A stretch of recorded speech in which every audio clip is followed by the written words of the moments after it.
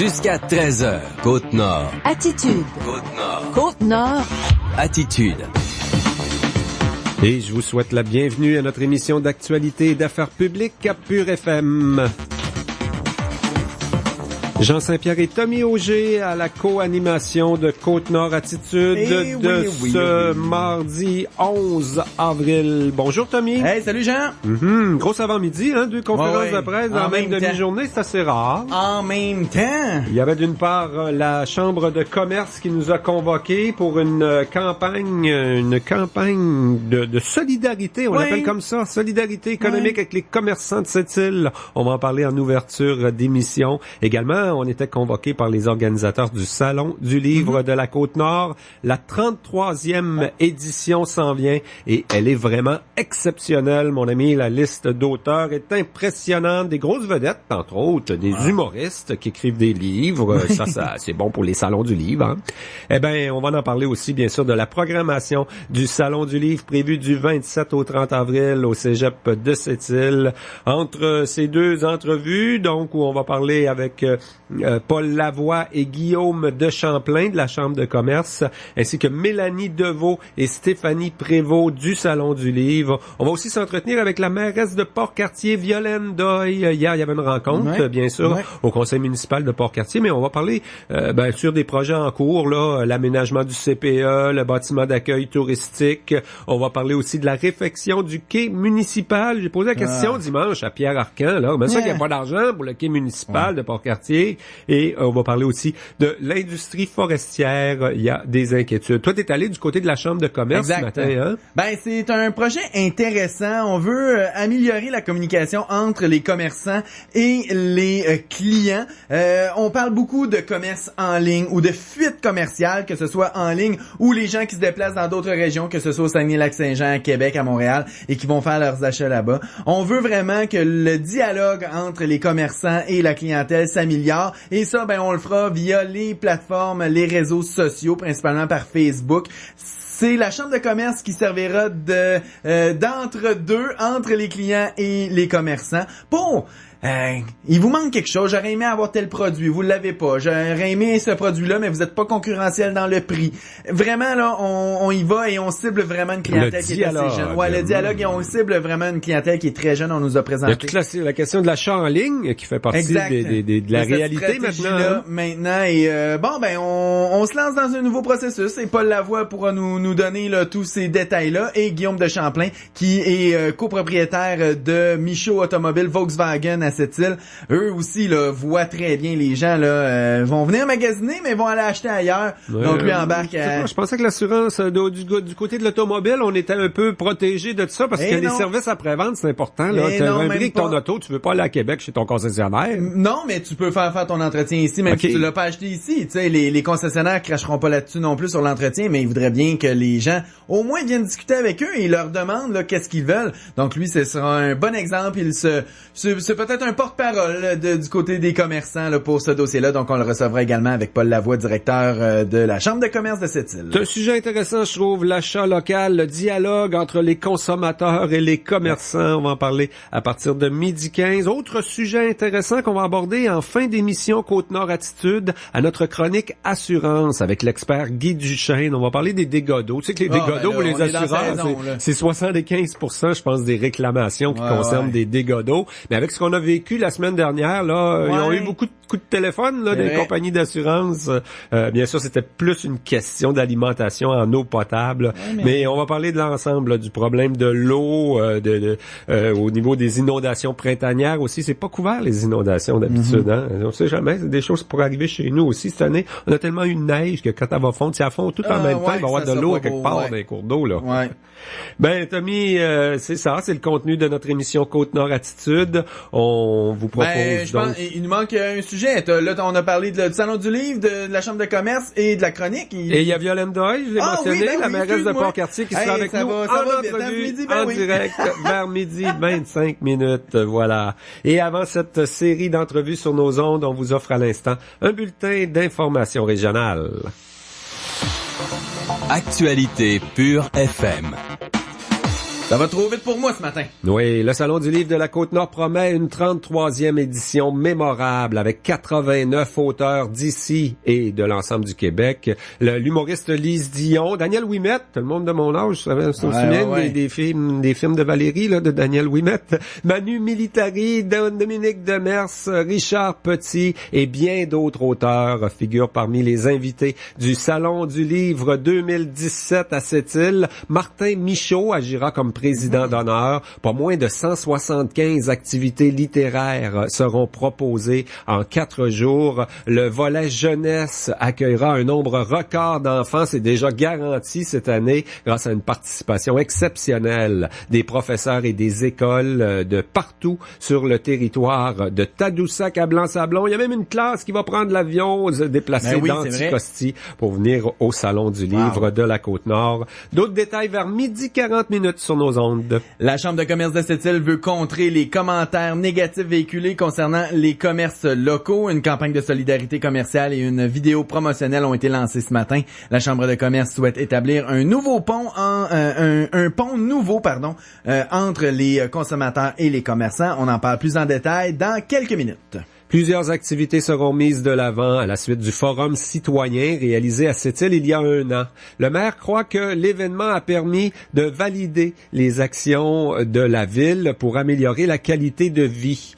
Régent Porlier a résumé le travail réalisé par le comité de suivi du premier Forum citoyen hier lors de la réunion publique du conseil municipal de Sept-Îles, diffusée entre autres à la TV Cogeco. Près de 600 actions touchant 9 critères ont été proposés lors de cette consultation publique. Environ 200 personnes avaient participé il y a 1 an au Forum citoyen. Les priorités établies par le comité de suivi respectent la capacité financière de la ville de Sept-Îles. Parmi les réalisations déjà effectuées au cours de la dernière année, on note la construction d'un nouvel édifice de 60 logements pour les aînés, l'implantation du jardin communautaire Pousse-Pousse, on en parlait hier avec la présidente.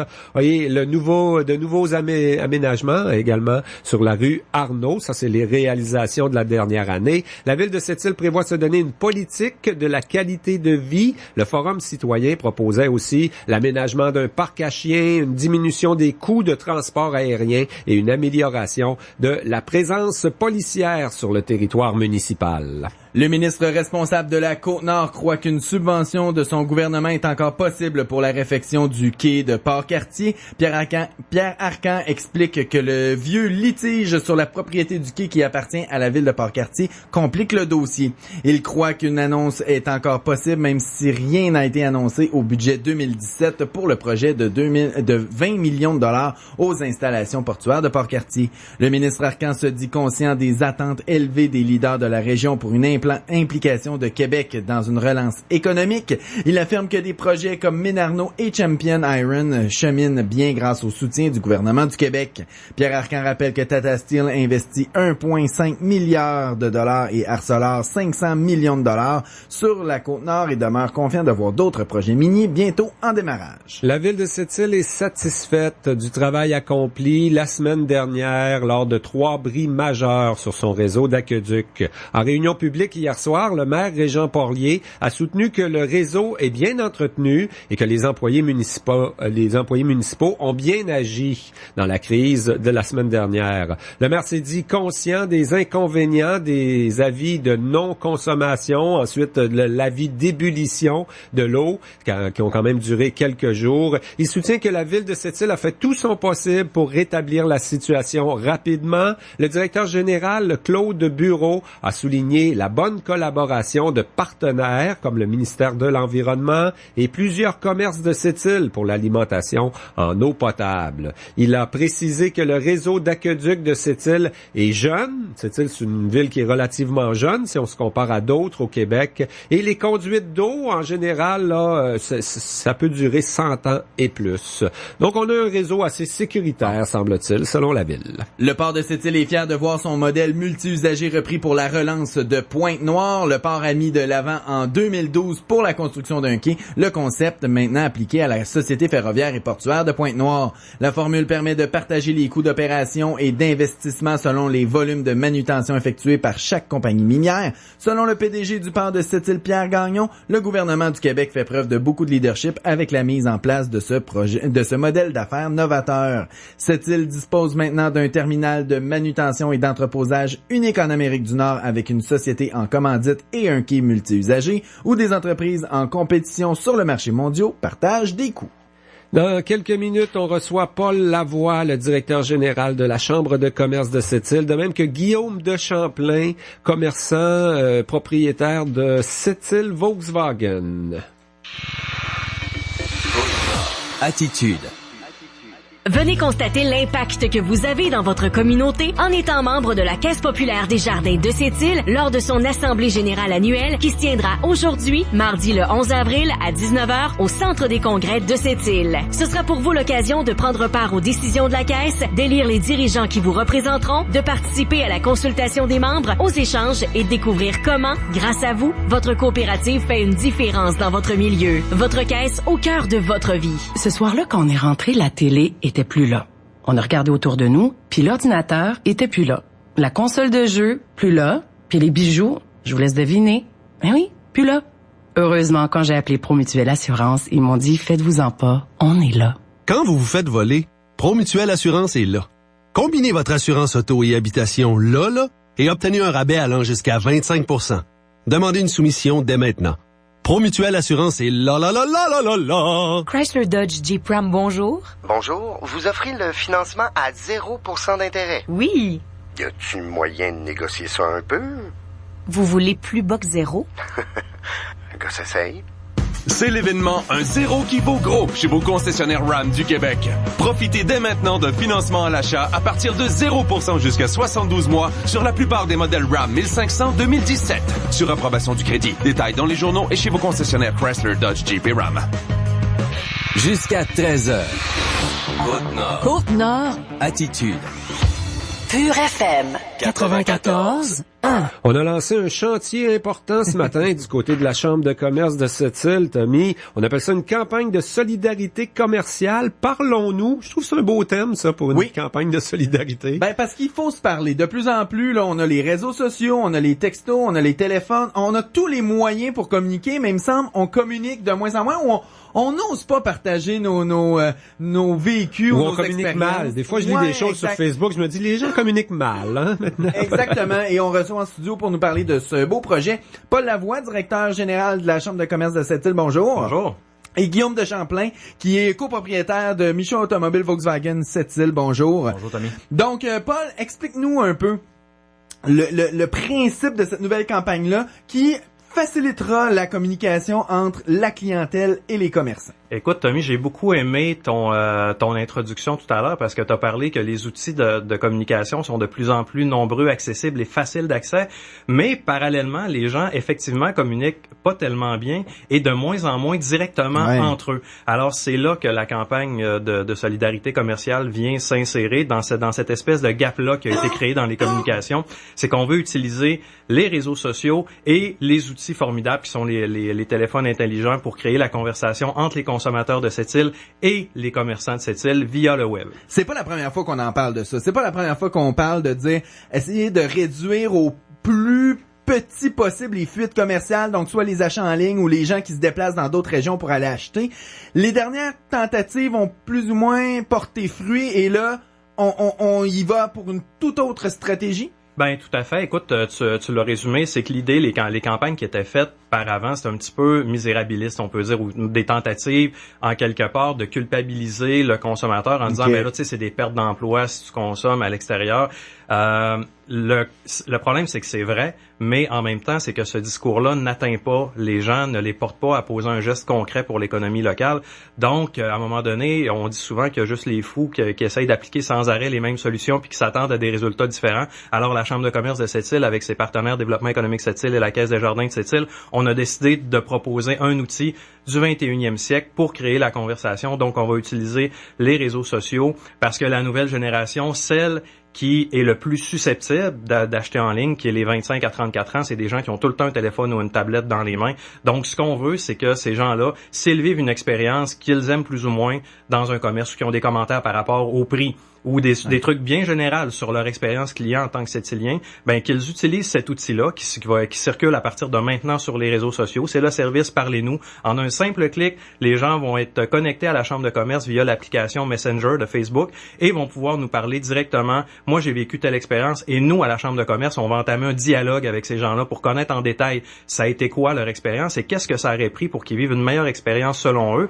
À partir de là, dans une deuxième phase, ben on va donner de la formation à nos commerçants, entre autres sur la présence en ligne, mais aussi sur le service à la clientèle. Est-ce qu'il y a moyen maintenant d'adapter nos façons de faire pour, d'un côté, que les commerçants aient plus d'informations sur les bonnes pratiques actuelles, et que les consommateurs aient une meilleure expérience client et à chaque fois qu'ils vont dans un commerce local, ressentent vraiment que la personne est là pour répondre à leurs besoins spécifiques. Guillaume, chez Michaud Automobile Volkswagen Sept-Îles, vous êtes quand même bien présent sur les réseaux sociaux. En tout cas, un des commerces à Sept-Îles que je vois qui fait tout en leur mesure pour être présent sur les réseaux sociaux. Mais quelle est votre expérience jusqu'à maintenant de la communication avec les clients? Surtout vous avez des produits, c'est pas une paire de bobettes à 10 piastres, là. Une voiture, c'est plusieurs milliers de dollars. Les gens, ils osent pas venir vous dire, ben, moi, j'ai vu à Québec, là, je l'ai pour 4000 piastres de moins, là. Je vous dirais, dans l'automobile, c'est sûr que c'est un petit peu moins fréquent, parce que dans le fond, on a toujours aussi l'aspect service après pour le véhicule. Ouais. Donc, c'est sûr, c'est un petit peu moins fréquent, mais ça arrive quand même. Nous, on a des rapports des manufacturiers qui nous disent qu'est-ce qu'on perd, qu'est-ce qu'on gagne à l'extérieur de la région. Je vous dirais, c'est plus... Moi, je suis un entrepreneur qui écoute énormément mes clients. Ça m'arrive pas souvent de pas être capable de faire un dialogue avec une personne et puis d'arriver à un consensus. Je vous dirais, dans la dernière année, j'ai peut-être perdu 1% de clients qui étaient chercher un véhicule à l'extérieur, puis c'est une question émotionnelle souvent. Okay. Fait que c'est sûr que dans mon domaine, c'est un peu moins, mais la dynamique que la chambre veut partir, ça s'applique à plus que moi. C'est pas juste moi non plus. Puis même moi, dans le fond, on peut parler de pneus. Les pneus avec les sites comme Pneus à rabais, ces choses-là. Okay. Là, on vient... Parlez-nous, si on n'est pas dedans ou que ça fonctionne pas, on n'a pas le bon produit, parlez-nous-en. Fait que c'est ça qui est important de retenir là-dedans. Là. Et du dialogue, ça va vouloir dire des changements finalement. Peut-être des commerçants vont s'apercevoir, tabarnouche, je suis peut-être à côté de la traque, là. Ce que mes clients potentiels veulent, c'est pas ce que j'ai sous mes tablettes actuellement.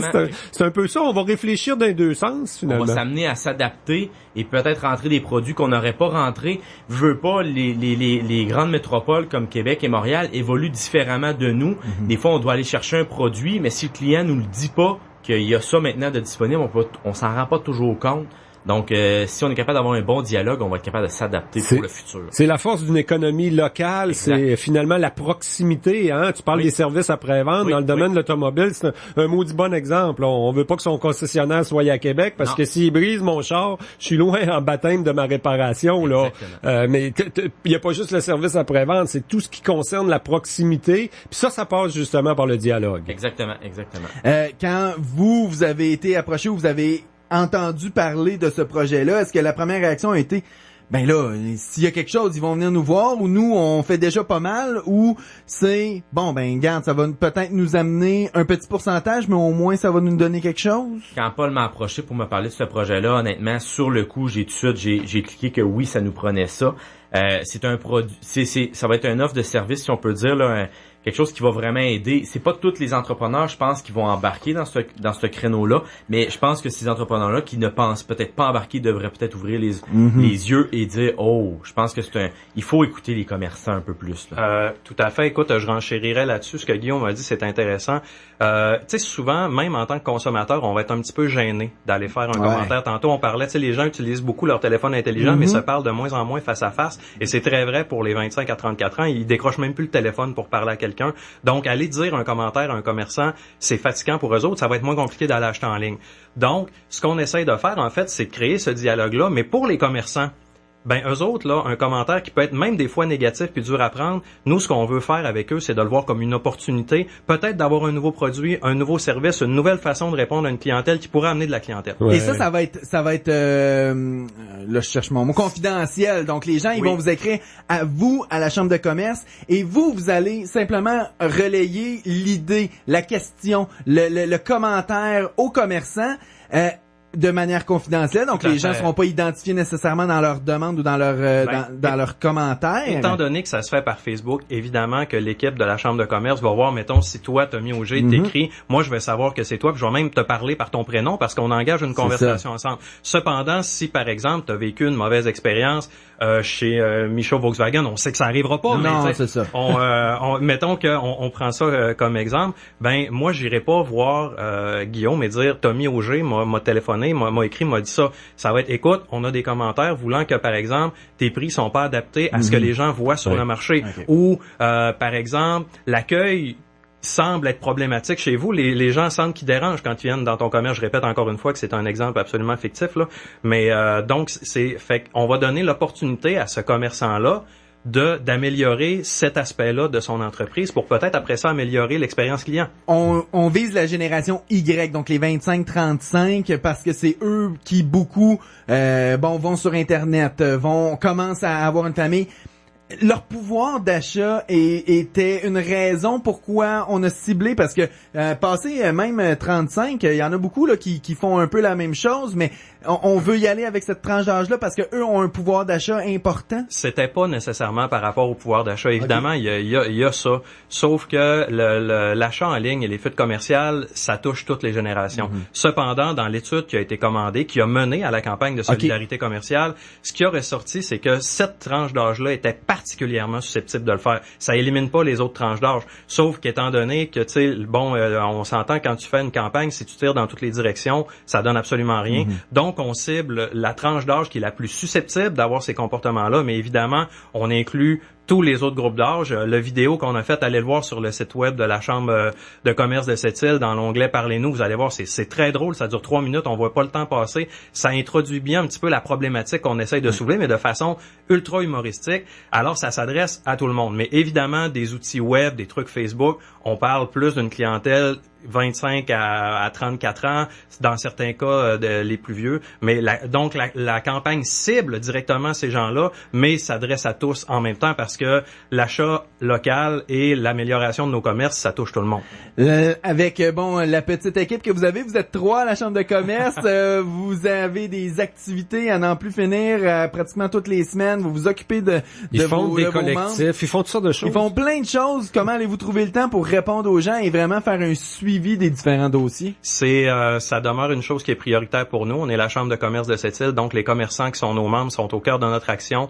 C'est honnêtement, le service doit se faire connaître avant, je pense, d'être vraiment très utilisé. Ça va être dans les prochaines semaines qu'on va évaluer. Et si à un moment donné, ça devient extrêmement actif, ben pourquoi pas, à un moment donné, mettre une ressource à temps plein là-dessus. Ce qu'on veut, c'est entamer le dialogue avec entre les consommateurs et les commerçants. Ben on va le faire jusqu'au bout et on va mettre les moyens qui viennent avec. Oui. Guillaume, si tu avais un message à lancer et aux commerçants et à la clientèle à rapport à cet outil-là, ça serait quoi?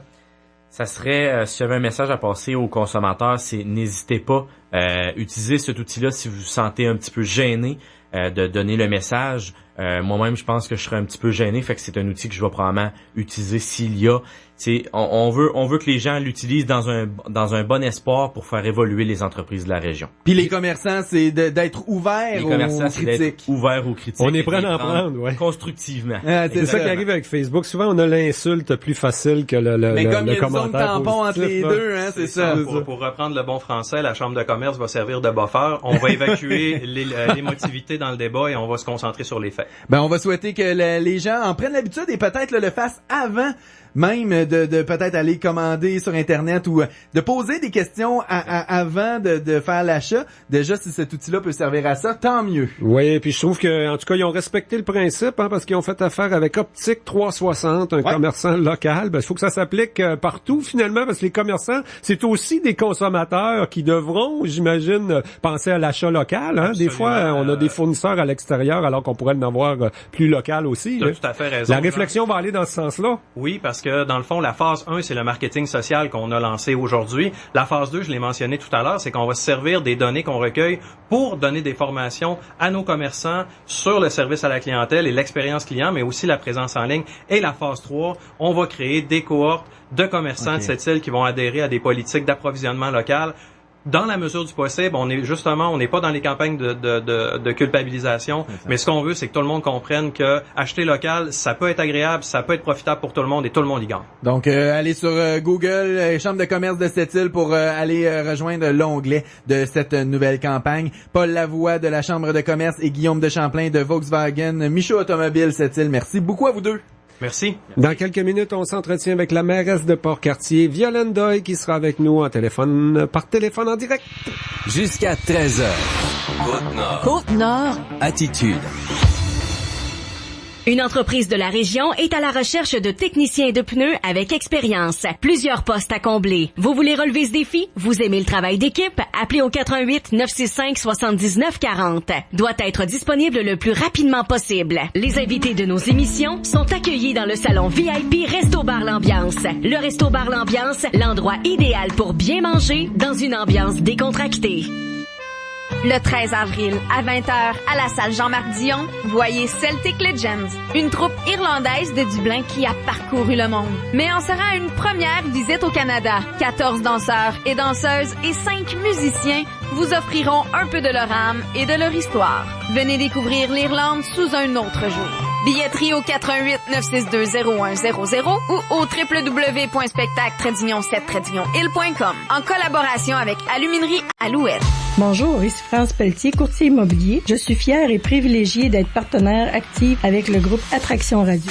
Ce que j'aime d'Attraction Radio, c'est qu'il désire être une image de marque et une référence indéniable et offrir une flexibilité d'accès à sa clientèle, tout comme notre service chez nous, chez France Pelletier. En permettant un impact rapide et sans limite, ça a permis à des gens qui ne me connaissaient pas de venir me rencontrer. La radio est sans contredit le plus chaleureux de tous les médias. Faites confiance à Attraction Radio et découvrez la force d'attraction. Vous avez tout sorti? T-shirt, capri, chemise à palmier, short et même les sandales, c'est le printemps. Et c'est justement le temps de faire enlever vos pneus d'hiver chez OK Pneus. Venez nous voir pour votre entretien printanier et profitez-en pour passer aux pneus novateurs Bridgestone. Bridgestone, votre quête de performance, notre passion. En passant, chandail bedaine, pas sûr. OK Pneus, entretien, réparation et pneus. Passez chez OK Pneus à Sept-Îles, au 111 Maltais, rencontrez François, notre spécialiste des pneus.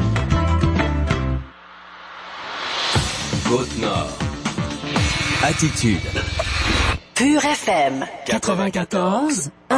Tommy, on va faire comme à ton émission aussi, comment la mairesse vous répond. Toi qui à Cogeco t'anime, la mairesse vous répond et le maire, comment c'est que c'est? Monsieur le maire et madame la mairesse. Madame Violaine Doyle est avec nous au bout du fil. Il y avait une réunion hier du conseil municipal à Port-Cartier. Bonjour Madame Doyle. Bonjour à vous deux. Vous allez bien? Compétition entre Cogeco et CKCM. Collaboration. On collabore très bien dans ça. C'est comme cette île et Port-Cartier, c'est de la convergence. Parfait. Madame Doyle, hier on a discuté entre autres de certains dossiers printaniers, je dirais chez vous là, le bâtiment d'accueil touristique, on est en train d'aménager ça, ça va arriver avant la clientèle touristique, j'imagine, hein? Oui, actuellement, on est à l'étape, on a fait faire des plans d'aménagement pour l'intérieur, pour maximiser l'espace puis bien accueillir les touristes. Et actuellement, les plans sont déposés. On est à quelques jours là, de donner un contrat pour les faire faire et les installer. Oui, et ça, vous n'avez pas une corporation touristique, mais c'est à l'interne, il y a des gens responsables du tourisme à la ville chez vous, hein? En fait, c'est Marie-Laine Bergeron qui est coordonnatrice en tourisme et c'est elle qui s'est occupée de faire les plans d'aménagement. Actuellement, les bureaux sont complétés, la peinture est faite, donc on est rendu dans les détails, là, mais des détails très importants. Comment aménager l'espace pour qu'on puisse bien recevoir les touristes. Et moi, j'ai vu les plans et c'est extrêmement beau.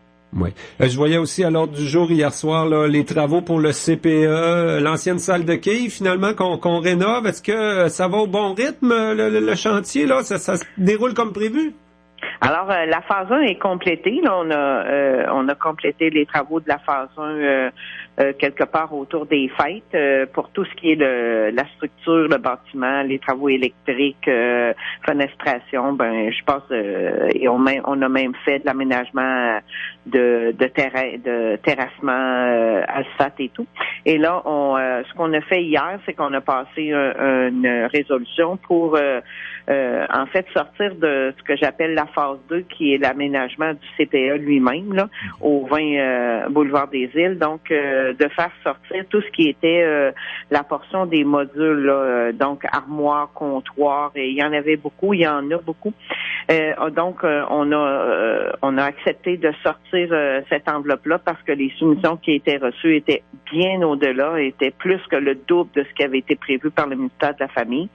Alors, la Ville de Port-Cartier s'est de nouveau collaboré là, pour prendre à sa charge en régie interne toute cette portion d'aménagement là, de ce qu'on appelle les modules, là, donc comptoir, armoire, armoire de rangement, casier, etc. Et ça va être fait à l'interne par un de nos menuisiers. Madame Doyle, est-ce qu'on a demandé, là, essayer de poser des questions pourquoi c'était le double du prix normal là, qu'on avait prévu d'avance? Parce que plus du double, c'est exagéré.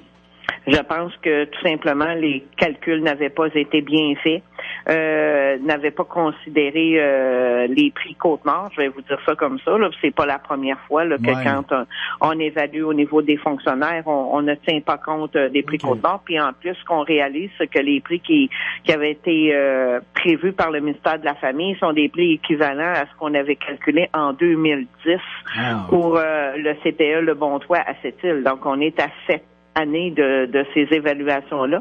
Les prix ont non seulement pas changé, mais dans certains cas, ils ont même été évalués à la baisse. Donc, on a beaucoup de difficultés à comprendre comment ça s'est fait. Mais par contre, on est en négociation, en contact, communication avec le ministère de la Famille, puis une rencontre, une conférence téléphonique va avoir lieu jeudi. On a la collaboration de la députée Madame Richard dans ce dossier-là. Fait qu'on espère attacher tout ça. Donc, c'est vraiment une action que la Ville a pris. On a retiré presque 300 000 là, de l'appel d'offres en prenant ce contrat-là en régie interne. Bon, justement, la députée Lorraine Richard avait des inquiétudes la semaine dernière. Elle me disait qu'elle travaillait pour trouver du financement supplémentaire. Vous êtes confiante, là, tout va se régulariser pour pas qu'on en prenne davantage dans la contribution des gens, des citoyens de la Ville de Port-Cartier, finalement, là? Je pense qu'on est capable de faire la preuve. On l'a démontré qu'on avait pris notre large part à l'intérieur de ça. Donc, j'espère vraiment là, qu'il va y avoir de l'ouverture du ministère de la Famille. C'est ce que Mme Richard me confirme. C'est plus elle qui travaille directement à Québec là, avec le cabinet de M. Proulx. Donc, j'espère vraiment là, qu'on va en arriver à bien attacher ce financement-là. Il y a entre autres des places qui étaient attachées au plan Nord. Fait que, c'est au gouvernement à le décider, là, mais on pense que peut-être qu'il y aurait possibilité aussi d'aller chercher des sommes attachées au plan Nord, mais qui sont évidemment dans le ministère de la Famille. Madame Doyle, comme mairesse, là, vous siégez au comité sur la forêt de l'Union des municipalités du Québec. Vous avez rencontré le ministre des Forêts, Luc Blanchette, la semaine dernière. De même que le négociateur en chef là, dans le dossier du bois d'œuvre pour le Québec, Raymond Chrétien. Est-ce que ça vous a rassuré sur l'avenir des emplois en foresterie dans votre coin de pays là la semaine dernière?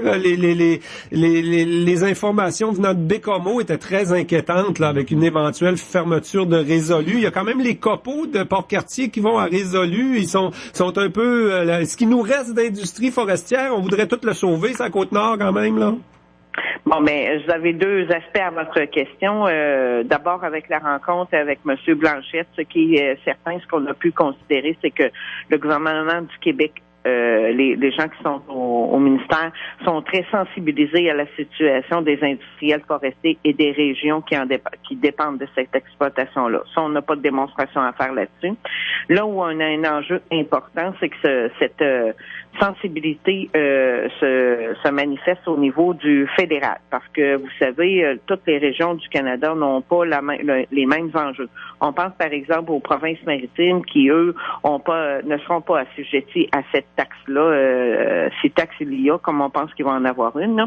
Et du côté de la Colombie-Britannique, les enjeux sont très, très différents parce que la façon dont ils exploitent leur forêt est très, très différente de celle du Québec. Je vous dirais même que l'Ontario n'a pas notre nouveau régime forestier. Alors, tout ça, c'est des particularités québécoises qui sont pas très bien connues, si on le constate, au niveau fédéral, sauf que c'est le fédéral qui va négocier avec les Américains. On sait aussi que les 4 premières guerres sur le bois d'œuvre ont toutes été gagnées par le Canada. Jamais les Américains ont pu prouver qu'il y avait eu du dumping ou qu'il y avait eu des subventions indues. Mais malgré ça, les Américains sont prêts pour une 5e guerre au niveau du bois d'œuvre parce que ils ont tout à gagner de ça. Pendant ce temps-là, la situation est difficile pour les producteurs canadiens. Et puis la dernière fois, ils ont quand même en règlement ramassé 1 milliard. Là. Donc ce n'est pas rien. Donc ça, c'est clair, il y aura une 5e guerre. Du bois d'œuvre. Ce que les gouvernements ont à faire, c'est à protéger l'industrie, par exemple, par des garanties de prêt, afin de permettre à l'industrie de passer à travers ces peut-être 2, 3 ou 4 années difficiles. Donc, ces garanties de prêt vont permettre de faire ce qu'on appelle des prêts relais là, ou de compenser pour la portion taxe qui va sûrement être décrétée par le gouvernement américain. Actuellement, ce qu'on ne sait pas, c'est de quel ordre. Ouais. Bon, ça, c'est la première question. Donc, le travail des politiciens là, du comité dont je fais partie, il y a plusieurs maires de localités très attachés, très liés dans le développement économique et très liés à l'exploitation de la forêt. Donc, on est très actifs. On en fait des communiqués de presse. J'ai vu dès ce matin là, que Mme Gill intervient vraiment pour faire bien comprendre au gouvernement fédéral la spécificité du régime forestier québécois qui fait que oui, on est coûteux au niveau de l'exploitation, donc de la récolte, de la ressource, mais par contre, on est respectueux de l'environnement et que ça devrait nous mettre à l'écart de toute guerre commerciale. Oui. Mais on a tout un travail d'éducation à faire pour que ça soit bien compris au fédéral, autant au niveau des députés libéraux fédéraux, dont entre autres et M. Trudeau, que de toute la machine fédérale. Oui. Donc, ça, c'est le premier sujet. Deuxième sujet, vous me parlez de l'usine de porc de Bécomo. Oui, l'annonce de Résolu la semaine passée, là, ça sème de l'inquiétude jusqu'à Port-Cartier, ça? En fait, oui, ça pourrait avoir des conséquences chez nous. Je suis pas en mesure de vous dire de quel type de conséquences il est question, mais je suis sûr que les gens de Arbec pourraient mieux vous répondre que moi. Mais j'étais à la présentation de Monsieur Garneau et je pense qu'on a très bien compris que le message était clair. Il faut une meilleure rentabilité de l'usine de pâte de Bécomo. Sinon, il y a un risque de fermeture certain. Et c'est très clair que pour au moins une machine à papier, Port-Cartier est le fournisseur de copeaux. Bon. Alors, c'est l'impact que ça pourrait avoir chez nous. Maintenant, Arbec a toujours été conscient de cet élément-là. Et c'est clair qu'on souhaite, autant pour les gens de Bécomo que pour nous, que se trouve le chemin de la rentabilité pour l'usine de Bécomo. Oui, c'est à suivre. C'est des dossiers compliqués quand même. Quand on parle de bois d'œuvre au Canada, là, la négociation qui s'en vient ne sera pas chose simple. Dernier dossier, Madame Doyle, le quai municipal de Port-Cartier, c'était pas dans le budget. Moi, je n'ai parlé au ministre Pierre Arcan qui était à Pointe-Noire dimanche. Là, il dit que c'est pas impossible qu'on annonce quelque chose, mais il y a un litige. Port-Cartier, vous ne devriez pas être propriétaire du quai. C'est ça le problème? C'est bon de se faire dire ça comme 25 ans plus tard, hein? Sauf que c'est ce que j'ai compris. Moi, il m'a dit que c'est le litige de la propriété du quai qui nuit au dossier. Il y a un litige. Moi, je vais simplement rappeler que la ville de Port-Cartier, à l'époque, là, il y a plus d'une vingtaine d'années, je me rappelle pas la date exacte, là, mais certainement plus de 20 ans, avait été autorisé par décret ministériel des libéraux à l'époque à acquérir acquérir ce qui est là, de façon à permettre à la ville de continuer à se développer, de continuer également à offrir le site industriel à un promoteur. C'est effectivement dans le temps ce qui s'est passé. Il y a eu plusieurs promoteurs qui ont remis le site en opération. Puis aujourd'hui, si on est capable de vous parler de Arbec, ben c'est parce qu'il y a eu à l'époque cette action-là qui a été prise par la ville de Port-Cartier. Alors, on peut pas revenir en arrière. Les citoyens, à l'époque, ont déboursé 7 millions. On était à peu près 5 000 de population. Puis, on a déboursé 7 millions pour obtenir la propriété de ce site-là. Je pense pas que c'est un litige. Je pense que c'est une opportunité que nous avons d'avoir la propriété de cette infrastructure-là extrêmement importante. Et je pense que le gouvernement a très bien compris qu'il devait prendre une décision politique à ce niveau-là, parce que ce que M. Arcan vous a peut-être pas expliqué, c'est que dans les programmes réguliers, c'est impossible pour Port-Cartier de se qualifier. On l'a déjà fait. Le ministre d'Amour, d'ailleurs, avait demandé à la ville de s'inscrire à l'intérieur de ce programme-là. Nous savions ne pas être conformes puisqu'il fallait mettre encore 33% de la valeur d'investissement qu'on demandait. Donc, on savait qu'on pouvait pas se qualifier. Il m'a demandé de le faire quand même. Et on l'a fait pour se faire répondre qu'on était non conforme, ce qu'on savait déjà. Alors, M. D'Amour est venu à Port-Cartier le 6 avril. Ça a déjà fait un an. La semaine dernière, 6 avril, nous annonçait que on était dans des zones industrielles ou portuaires puis qu'on aurait 125 000 $. Sauf que Port-Cartier s'est inscrit à l'intérieur des zones industrielles ou portuaires pour faire avancer le dossier du quai municipal d'abord. Et ce qu'on se rend compte, c'est qu'une année plus tard, ça n'a pas changé la situation. Et actuellement, ce que le gouvernement sait, autant M. Lessard des Transports, M. D'Amour ou M. Arcan, c'est que ça prend une décision politique d'aider Port-Cartier. J'attends toujours des actions concrètes du gouvernement pour ce qu'on m'avait annoncé. On m'a dit le 16 décembre 2015 qu'on nous aiderait. Ben, j'attends toujours une aide concrète. Bon, on va t'obliger. La ville de Port-Cartier attend une ville concrète, une aide concrète du gouvernement, et c'en est une aide concrète, je pense relativement facile à réaliser.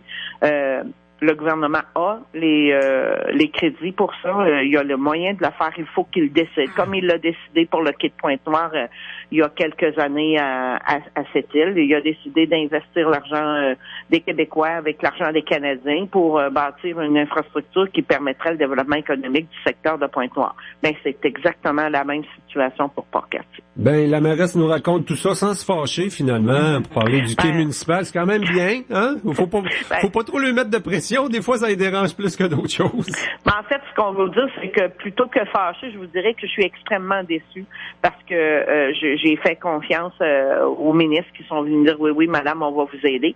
Et on attend toujours des actions importantes qui vont nous permettre d'avoir les outils nécessaires pour se développer. Bon, ben on va se croiser les doigts. Le ministre Arcan nous a laissé entendre en fin de semaine que c'était pas impossible que ça se passe dans les prochains mois. Madame Violaine Doyle, mairesse de Port-Cartier, un gros merci pour cette entrevue en direct.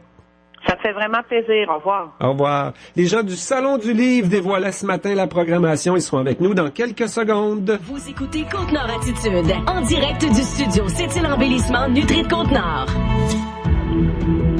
Aluminerie Alouette présente. Tous les lundis, mercredis et vendredis à 11h23, Aluminerie Alouette offre un temps d'antenne aux organismes qu'elle soutient par le biais d'entrevues consacrées à la promotion de leurs activités. Que ce soit au niveau communautaire, environnemental, culturel ou sportif, tous les lundis, mercredis et vendredis à 11h23, Aluminerie Alouette, engagée dans son milieu, présente. Mardi le 11 avril à 20h, la salle Jean-Marc Dion vous présente Légende d'un peuple.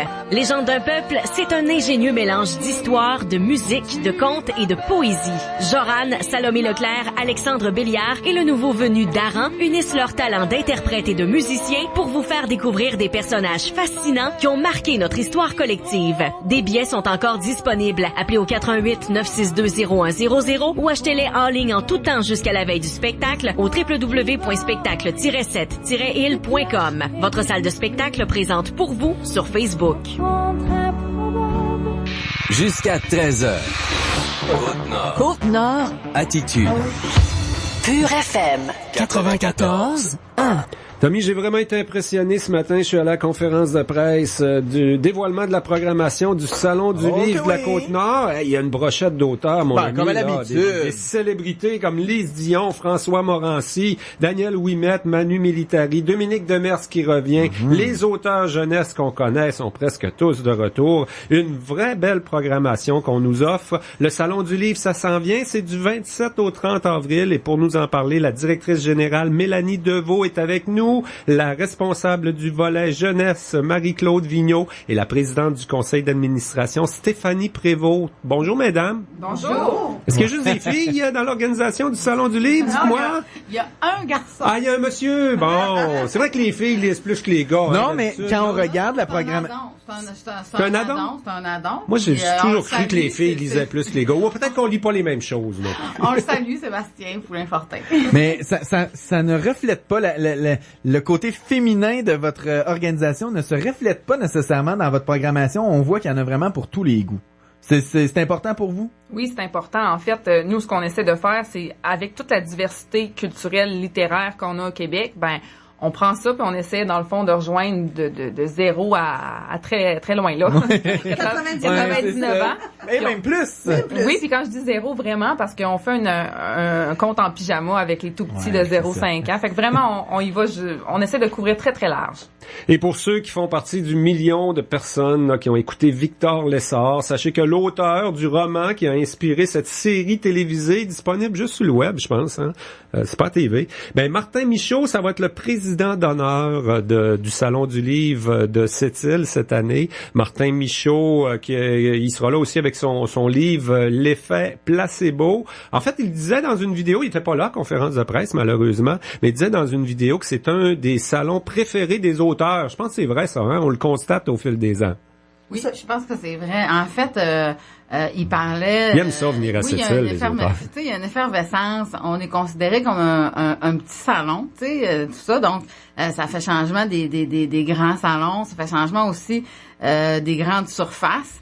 On sait que l'édition du livre est en pleine mutation. Fait que quand il arrive ici, nous, on organise des activités. Il y a au-dessus de 175 activités que le lecteur peut pas avoir en allant dans une grande surface ou en allant acheter son livre sur Amazon ou tout ça. On organise des activités intimistes avec les auteurs. Donc, ça leur donne un accès à leur public, je dirais, qui est privilégié, qui est humain. C'est pas juste une signature, une photo, puis on passe à l'autre, une signature, une photo, on passe à l'autre.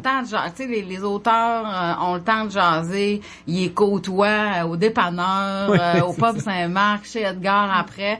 Donc, c'est vraiment une expérience en soi, le Salon du Livre sur la Côte-Nord. Et c'est un peu ce qu'on expliquait ce matin, hein? Un Salon du Livre, particulièrement celui de Sept-Îles, c'est une rencontre entre des gens qui, généralement, travaillent seuls. Hein? C'est rare qu'on s'entoure de monde pour lire un livre. Ouais. Et les auteurs aussi travaillent seuls. Ça, c'est vraiment une rencontre entre le lecteur et l'auteur. C'est ça, le salon. Oui, exactement. Puis ce qu'on fait en plus cette année pour favoriser ces échanges-là, parce que oui, on peut venir au Salon du Livre, acheter des livres, bouquiner, mais on veut les rencontres. On veut faire échanger les auteurs ensemble, puis aussi avec les lecteurs. Fait que dans le fond, on a 175 activités, dont 92 rencontres dans les écoles pour favoriser ce lien-là entre tout le monde finalement. Puis je pense, je me plais à dire qu'on est comme un antidote en cette ère de virtualisation des échanges. Mm-hmm. Et puis, je trouve ça plate cette émission-là le midi quand on a dévoilé la programmation, parce qu'on peut pas nommer les 175 activités ni les 89 auteurs qui vont être chez nous là. C'est beaucoup trop pour une entrevue radio. Mais bravo, hein, on a fait un beau travail, une belle brochette d'auteurs. Je pense au volet jeunesse, là, on va en parler tantôt avec Marie-Claude. Il est vraiment exceptionnel cette année, le volet jeunesse, et la participation va être exceptionnelle aussi. Comment fonctionne là? Je sais pas, on n'est pas allé au Salon du Livre à Québec en fin de semaine dernière pour inviter des auteurs là. On se prépare quasiment un an d'avance. Non, je suis allée au Salon du Livre de Québec, mais pour des rencontres. En fin de semaine dernière, ouais, c'est un beau salon. Ouais. Oui, c'est un beau salon.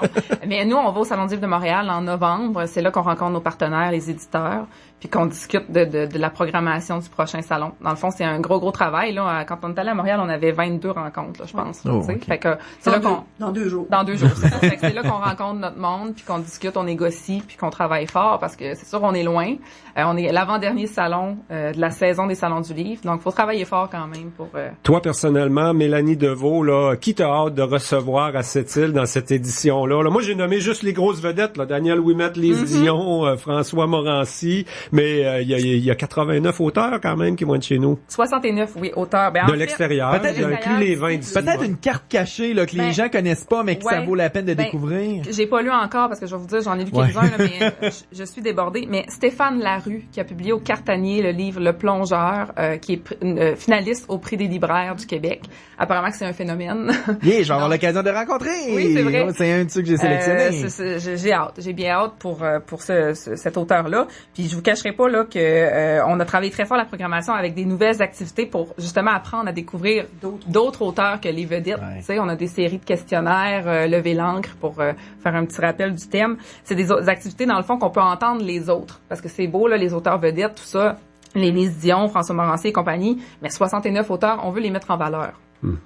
Stéphanie, s'il y a une seule des 175 activités que tu peux faire, là, parce qu'il t'arrive une catastrophe dans ta vie personnelle lors de la fin de semaine du Salon du Livre, je sais pas, il y a quand même des tables rondes, des causeries, les grandes entrevues, les activités hors les murs. Je suis sûr que c'est la littérature grivoise que tu manques pas, toi, depuis quelques années. Hein? Tu me connais bien, Jean. Tu me connais bien. Non, sérieusement, la littérature grivoise. C'est rendu une habitude. C'est vraiment avec 7 auteurs cette année, dont Daniel Ouimet, qui a fait quelques films osés quand j'étais jeune. Ouais, tout le monde embarque, puis en tout cas, il va avoir la gang. Il y a même Claude qui se rappelle de ça, les films osés de Daniel Ouimet.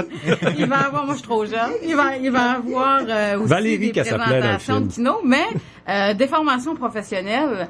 Moi, une que je raterais pas, c'est aussi la conférence sur l'acceptabilité sociale. Avec Madame Maillé. Avec Marie-Ève Maillé, que j'ai eu l'occasion de rencontrer à plusieurs reprises. C'est une chercheure, une scientifique, un auteur. Formidable. Donc, l'acceptabilité sociale sans oui, c'est non.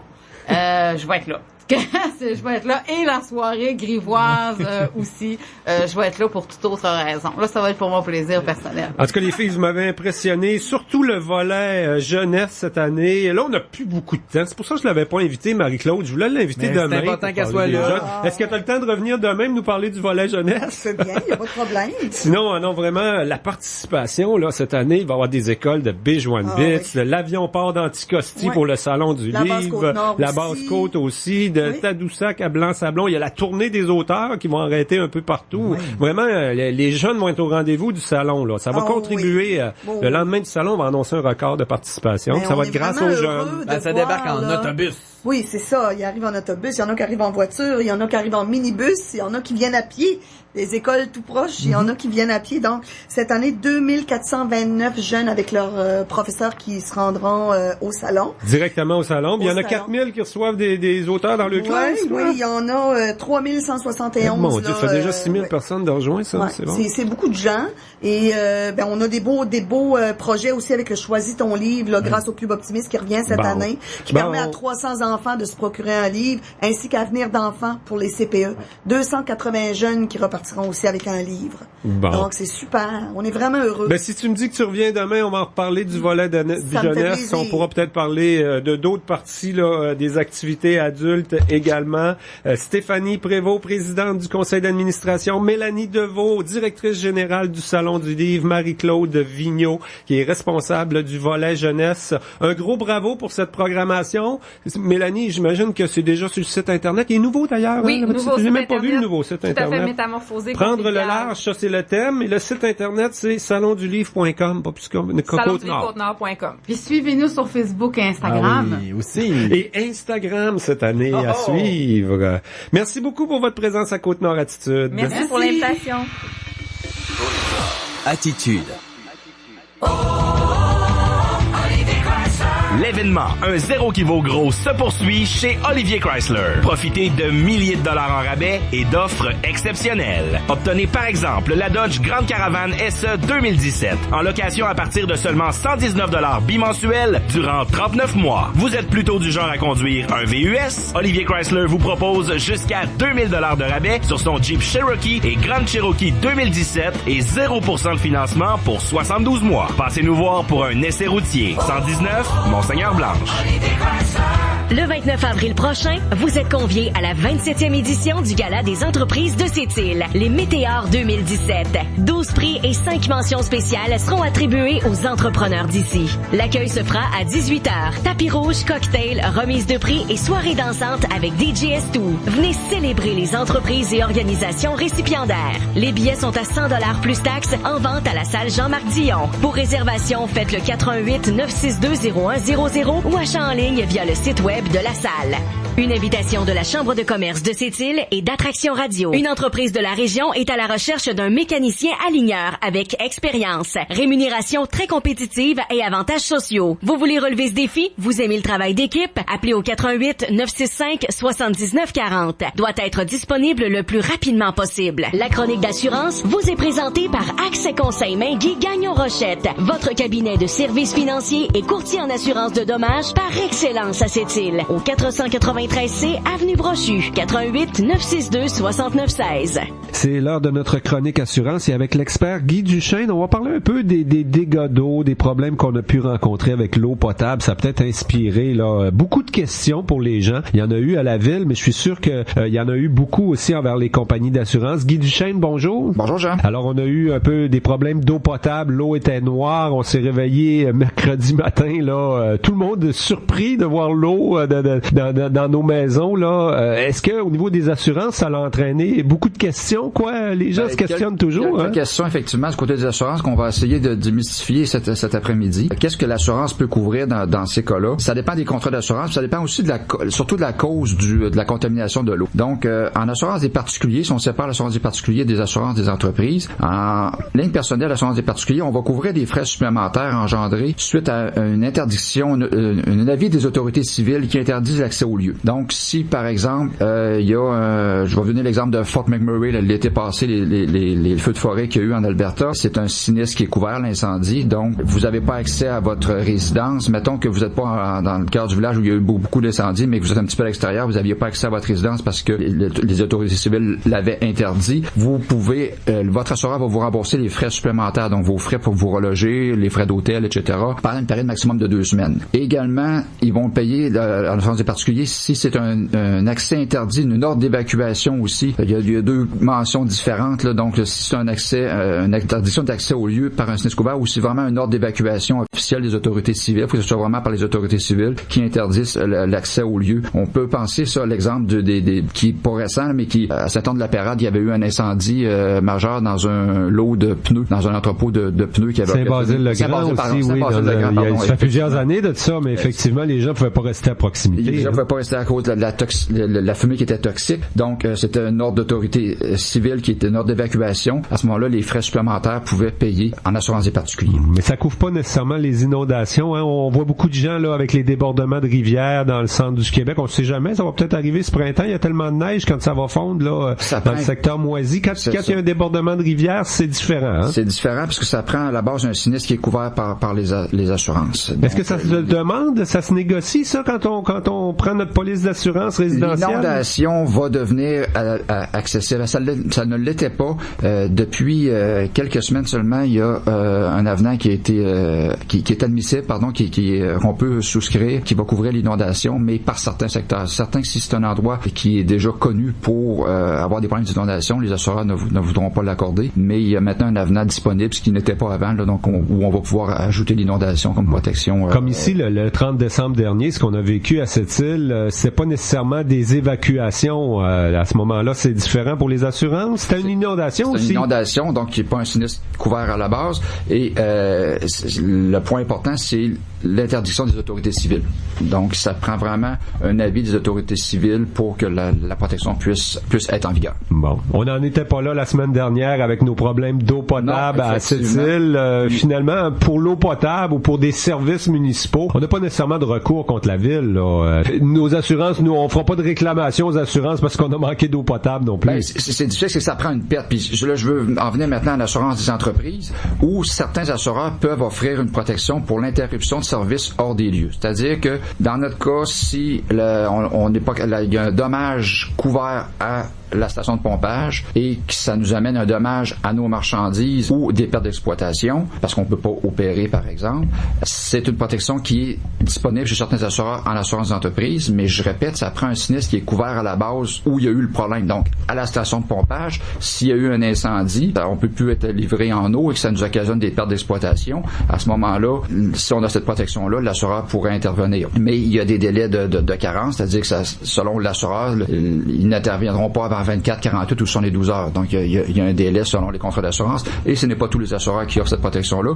Mais je répète, ça prend vraiment un sinistre qui est couvert sur les lieux. Si on a eu des dommages, je pense à nos chauffe-eau, par exemple, là, et même la ville l'a mentionné la semaine dernière, on a pu se ramasser avec du sable. À un moment donné, nos chauffe-eau sont remplis avec de l'eau sablonneuse un peu. S'il arrive des dommages un peu plus tard, on pourra plus réclamer aux assurances, quoi, ou faire le lien avec l'événement de la semaine dernière. Ça va être très difficile de faire le lien. S'il y a un bris de chauffe-eau qui occasionne un dégât d'eau, c'est un risque qui est couvert par la grande majorité des assureurs. Normalement. À moins d'avoir une exception à son contrat d'assurance, là, mais normalement, c'est couvert par les assureurs, puis ça, il n'y aura pas de problème, peut être indemnisé pour ça. C'est fréquent, les dégâts d'eau, hein, quand même, pour toutes sortes de raisons dans une résidence. Et souvent, le lien avec la municipalité, on se questionne. C'est notre aqueduc, nos égouts qui souvent vont déborder au printemps comme ça, là. C'est ça. Les dégâts d'eau, c'est rendu environ 75% des réclamations. Pour vrai? Ah oui? Entre d'une année à l'autre, entre 65 et 75% des réclamations qui sont présentées aux assureurs. Donc, c'est un lot qu'on discute souvent, mettons. On est souvent dans les dégâts d'eau. Vous devenez des experts dans le domaine, finalement, hein? On essaie, oui, effectivement. Et en général, ça se passe assez bien, je pense. Il y a souvent des réclamations, mais on enquête tout le temps sur les causes? Ben, dépendamment. Le dégât d'eau, souvent, les enquêtes sont faciles à faire. Ouais, c'est ça. Hein. Quand c'est un bris de chauffe-eau, c'est facile. On va vérifier l'âge du chauffe-eau. Si le chauffe-eau est très récent, on va vérifier peut-être un recours possible contre le manufacturier, mais on sait qu'après une douzaine d'années, les chauffe-eau commencent leur durée de vie est atteinte, fait qu'il n'y a plus de possibilité de recours. Si c'est un refoulement d'égout, on vérifie si c'est possible de faire un recours contre les municipalités. Donc, dépendamment de la cause du dégât, il va y avoir une vérification qui va être faite là-dessus. Et j'imagine que le printemps, c'est votre grosse saison du côté des assureurs. C'est la saison le plus à risque pour les dégâts d'eau, mais le printemps, c'est souvent la période aussi où on va planifier des changements de maison, de l'échéance de nos polices d'assurance aussi. Effectivement, c'est une très grosse période, le mois d'avril, mai, juin, là, c'est une très grosse période pour nous. Il y a beaucoup de changements de véhicules, beaucoup de déménagements, il y a énormément de renouvellement dans cette période-là, puis c'est une très belle occasion pour mettre à jour vos dossiers d'assurance. Donc, on invite les gens vraiment à nous contacter pour faire une bonne mise à jour de le dossier, s'assurer d'avoir les bonnes protections en place. On s'en souhaite jamais des réclamations ou des problèmes qui nous demandent de contacter nos assurances, mais c'est rassurant de savoir que vous êtes là, que vous êtes à proximité aussi dans le cas de la clientèle de Sept-Îles et Port-Cartier et qu'on peut vous poser toutes sortes de questions. J'imagine qu'on vous en a posé beaucoup la semaine dernière d'ailleurs. Effectivement, mais ça nous fait toujours plaisir d'y répondre, puis on peut nous contacter au 962-6916. Guy Duchesne, un gros merci pour cette chronique assurance. Merci Jean. La chronique d'assurance vous a été présentée par Accès Conseil Mainguy Gagnon Rochette Assurance. Vous avez des interrogations? Faites-nous-les parvenir à info@commercialpurefm.com. Il nous fera plaisir d'y répondre dans cette chronique. Pour tous vos besoins, Accès Conseil Mainguy Gagnon Rochette Assurance. 493C Avenue Brochu. 88 962 6916.